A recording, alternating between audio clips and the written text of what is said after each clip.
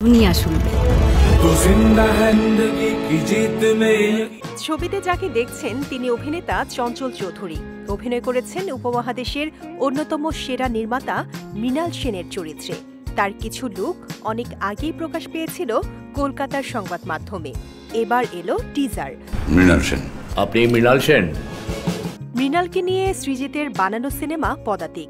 এতে মৃণাল সেনের চরিত্রে দেখা গেল চঞ্চলকে। 14 মে বিকেলে প্রকাশ পেয়েছে সিনেমার টিজার। 2018 সালের 30 ডিসেম্বর বিদায় নেন মৃণাল সেন।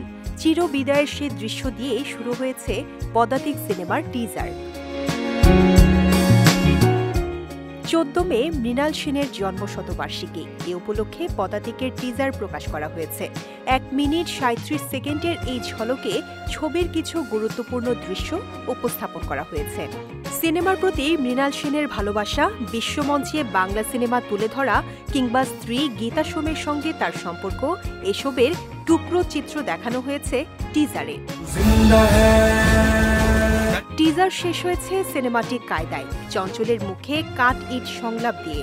ছবিটি নিয়ে চঞ্চল চৌধুরী আগেই বলেছেন, মৃণাল সেনের চরিত্রে অভিনয় করাটা একটি দুঃসাহসিক ব্যাপার। এই চরিত্রে অভিনয় করার জন্য সাহস থাকতে হয়। সেই সাহসটি আমার আছে কিনা একজন তৃতীয় ব্যক্তি হয়ে বিষয়টি চিন্তা করলে আমার তো অবিশ্বাস্য লাগছে। পদাতিকে মৃণালের স্ত্রীর ভূমিকায় অভিনয় করেছেন মনামি ঘোষ। ছবির সঙ্গীতের দিকটা সামলেছেন ইন্দ্রদীপ দাশগুপ্ত। টিজার প্রকাশ করা হলেও ছবিটির মুক্তির তারিখ এখনো জানায়নি সংশ্লিষ্টরা।